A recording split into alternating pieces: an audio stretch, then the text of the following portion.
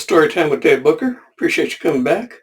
If you are just new to this and you haven't been with us on any of these adventures that we've been taking, I appreciate you joining us and welcome.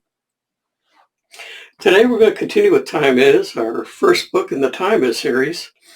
We're on Meanderings, so that we're in Philadelphia right now, or down at Scott, and they haven't really made much in the way of plans for this trip. The other ones were definitely with the motive to be somewhere and someone, but this time they're just kind of wandering around, seeing what's there and enjoying being in another time.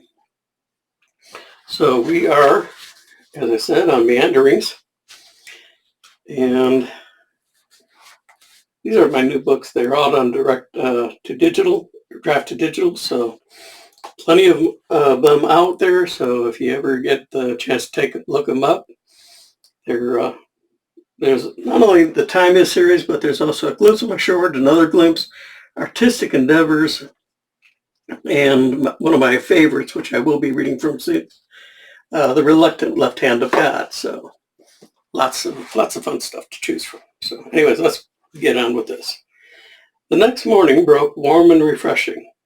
I opened the window to let in the sounds around me.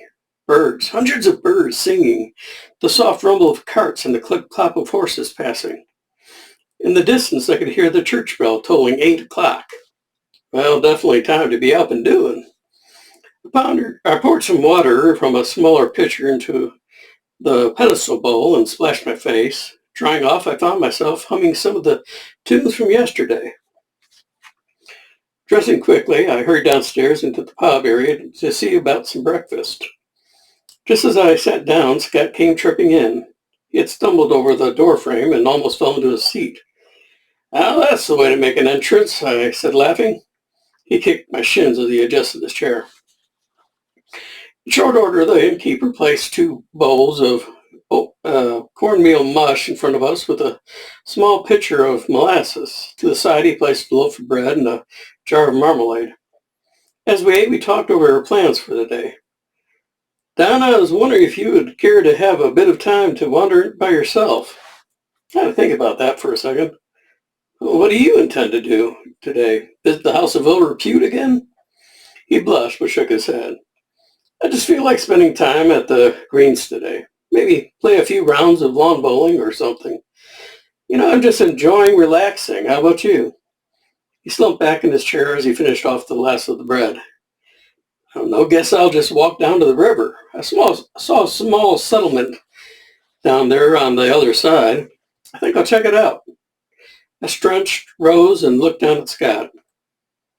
"What say we meet up around 1700 for dinner and catch each other up?" He agreed and set up his pocket watch by comparing it to the one over the fireplace. I left him still sitting there twiddling his mush around the bowl. I started off down the street towards the river, passing a moderate flow of traffic, both human and animal, along the way.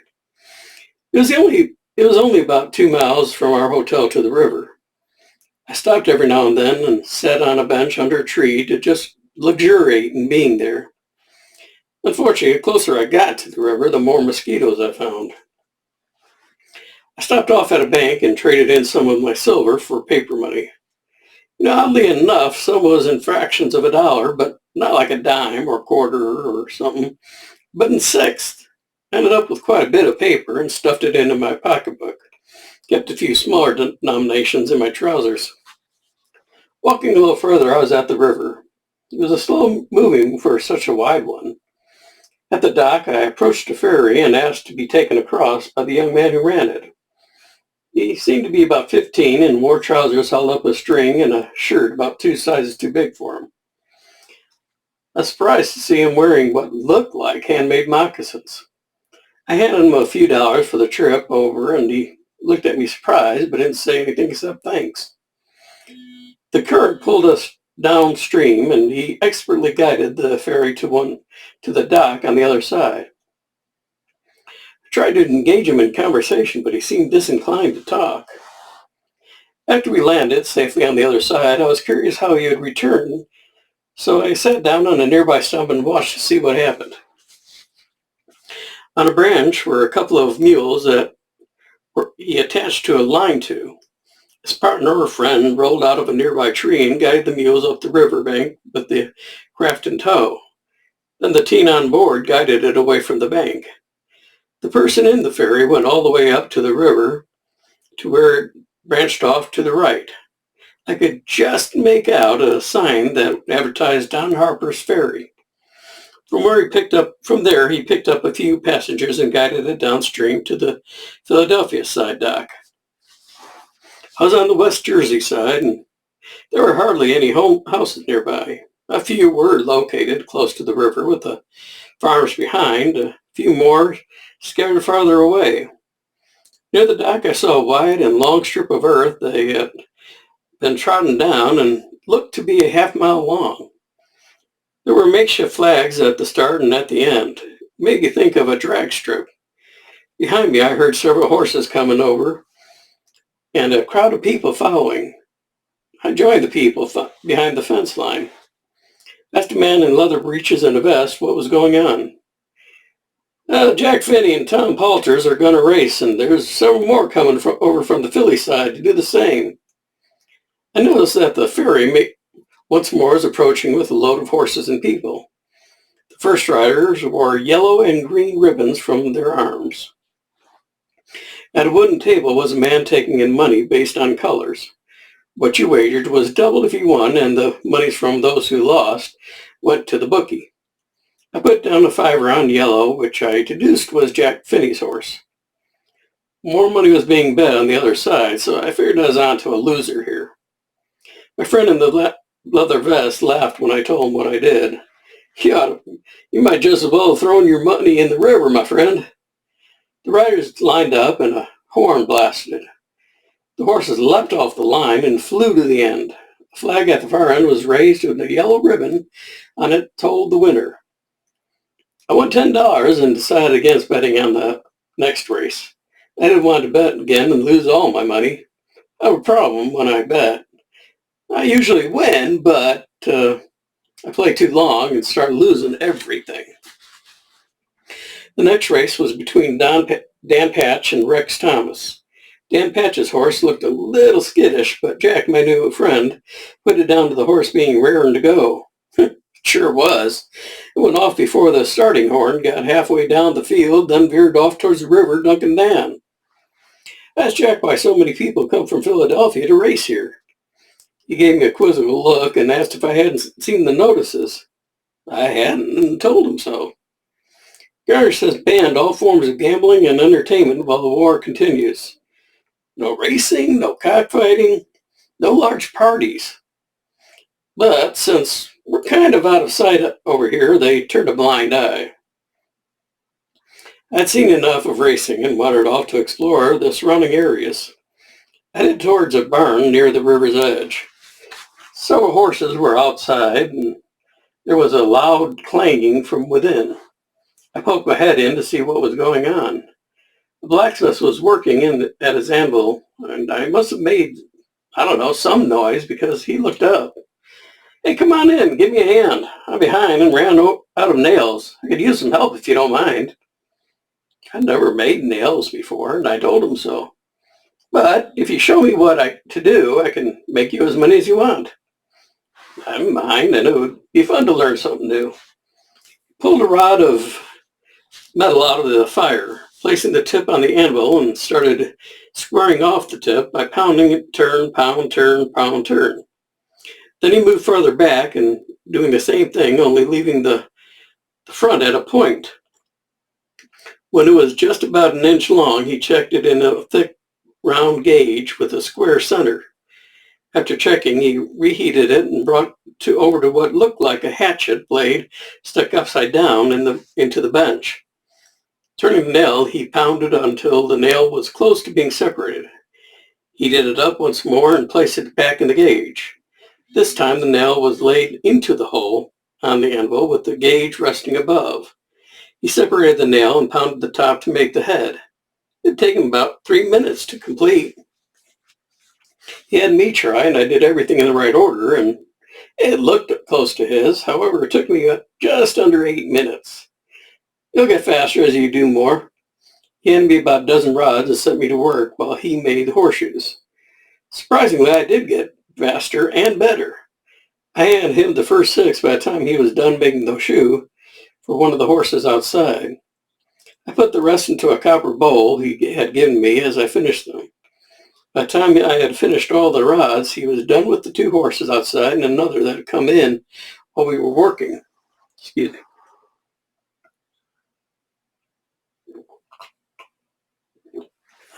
Tea from Yorkshire. Yeah, some good stuff. By now I was hot, thirsty, and a little sweaty. He took me to the barrel of water so I could clean up a bit and gave me a flour sack to dry off with. I sat down on a bucket and was resting when he came back out from his house with some sandwiches and beer. The beer was served in a couple of pewter tankards, and the sandwiches were made of beef tongue. Thank you for your help, friend. What do I owe you? He held his hand with a few dollars in it. I waved it aside. Happy to help. I enjoyed learning something I've never done before. I chuckled when I thought how different the day was going. It definitely wasn't the way I had anticipated. Well, thanks again, and if there's anything I can do for you, you only have to ask. By the way, my name's Josephus Hezekiah Boxford. We shook hands warmly. My name isn't as impressive. You can call me Don. He took my tankard and brought me a refill. Excellent beer you have, Josephus. Thanks. I sell my barley to Sam Adams, which he malts. He usually sends me a couple of small barrels of beer for the house, along with what he owes me if he can. If you aim to do more wandering around, there's a horse in the stables you're more than welcome to borrow.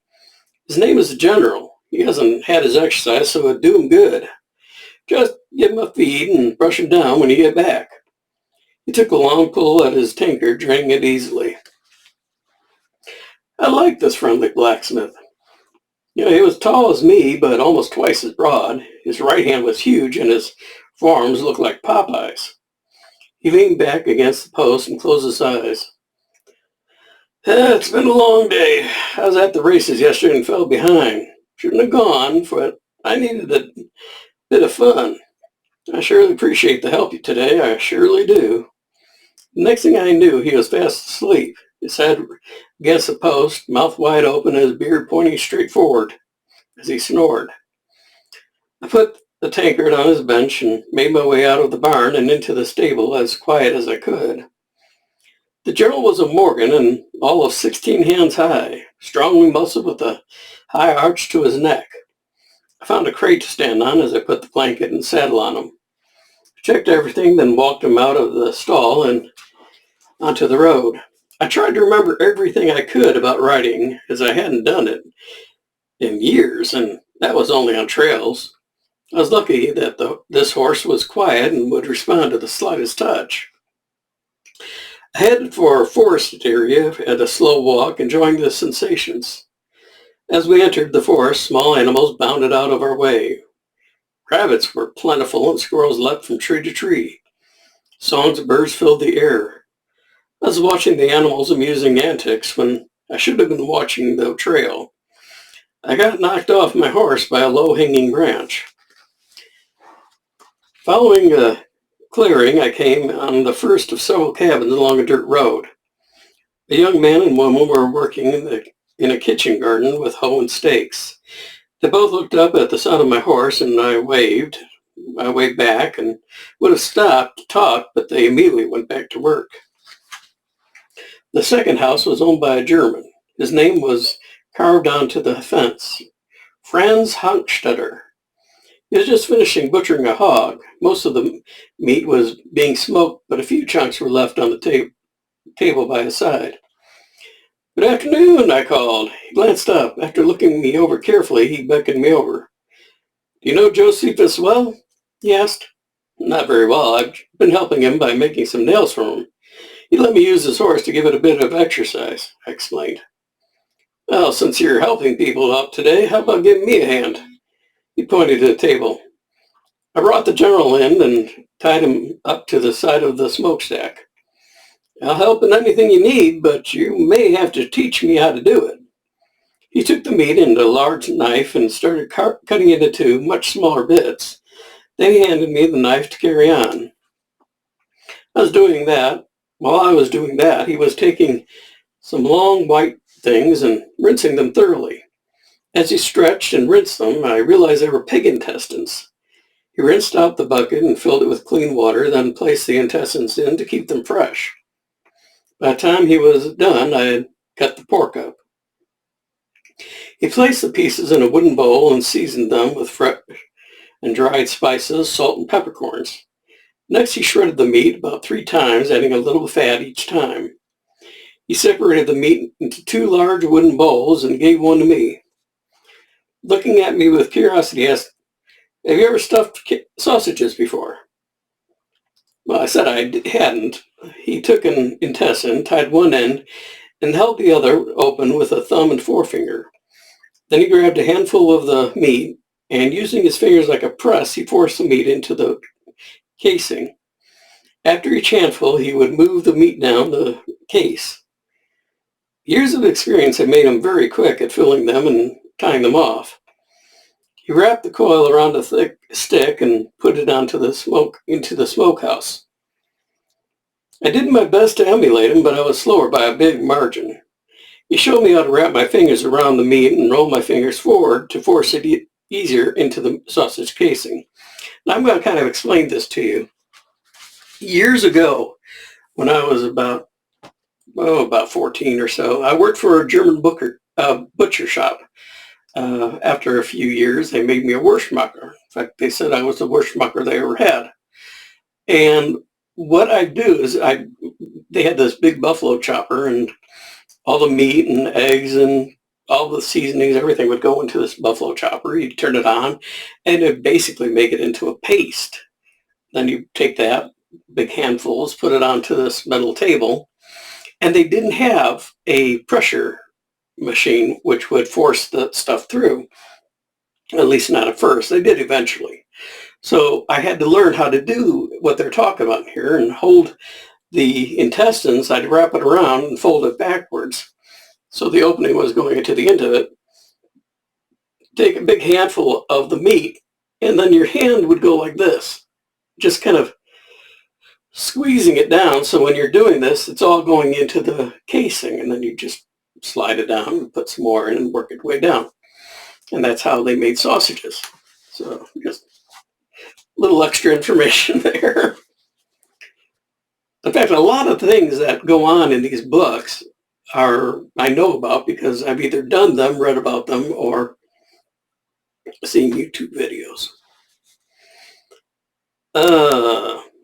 I started speeding up, and though not nearly as fast as him, I did my sausages in a respectable amount of time.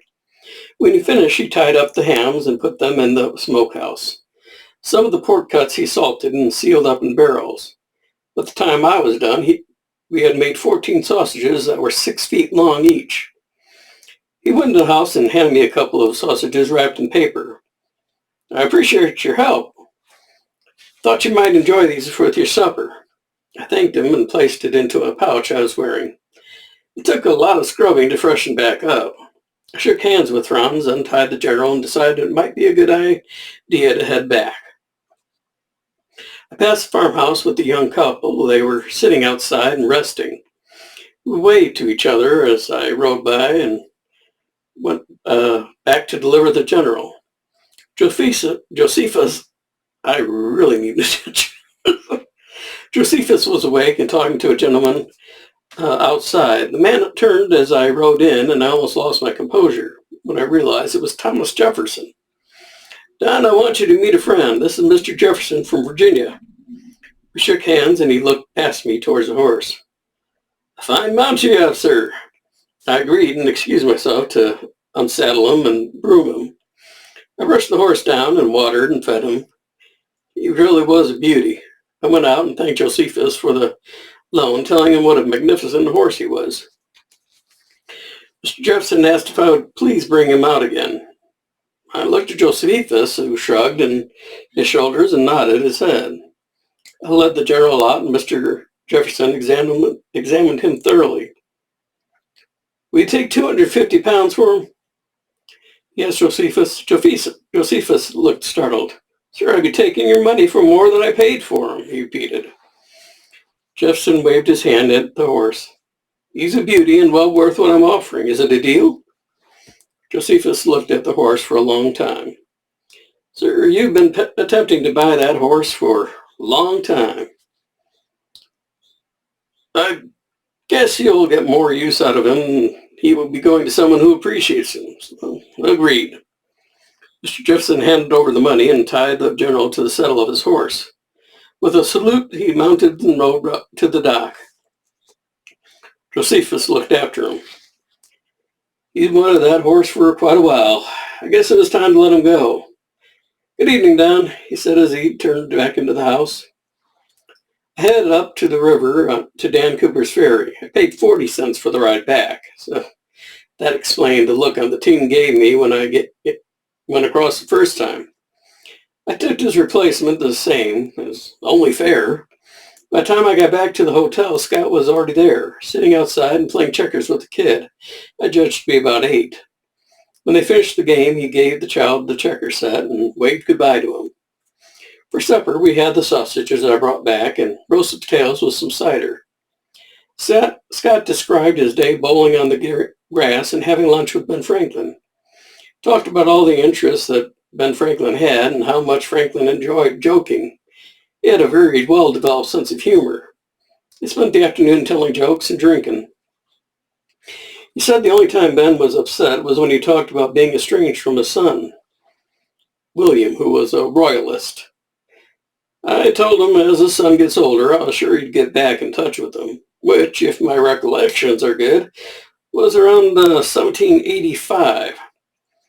I told Scott about my own adventures and showed him one of the nails I had made. We went out for a late evening walk. The air was cooling off and it was a nice evening for walking. We didn't say much as we ambled along, but did a circuit of the places we had been. When we got back to the hotel, we sat by the fire, nestled in the warmth and fading light. Scott looked tired and seemed to have a bit of a cold coming on. I watched him as he drifted in and out of sleep. At last he roused himself and stood up. Don, I'm thinking of going home tonight. We're paid up, so you're more than welcome to stay until tomorrow. Thought about that, and I did want to spend the night one more time. He patted my arm and said goodnight, went up to his room and closed the door. A few minutes later, I followed him and checked his room. He wasn't there. I went into my own room and took a quick bath and lay in bed. I was thinking that I might just go back, and sleep in my own bed. But I fell asleep instead. I woke up about 3 a.m. I pulled the chair close to the window and looked out. It was a bright moon. The street was bathed in light. A few people were still outside, smoking pipes and talking. Occasionally, a lone horse and cart would go by, slowly.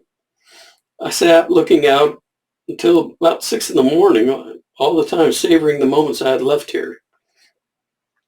As the sun rose in a glorious mixture of reds, golds, oranges, and blues, I pulled myself together, got dressed, and tapped my belt. I left just as the housekeeper was knocking at my door. 1 minute, please, I called out and walked through the portal thinking what a shock she was going to get when she walked in. All right, so that's that chapter. Next one is Home Once More, and that is kind of like where they decide on what they're going to do next. And it's a pretty extensive chapter, so we may do that one tomorrow. And we'll just try and keep going on these as quick as we can. So I appreciate you being here. I appreciate you stopping by and visiting with me. I hope you are enjoying these stories. I really would appreciate some comments letting me know whether or not you like them.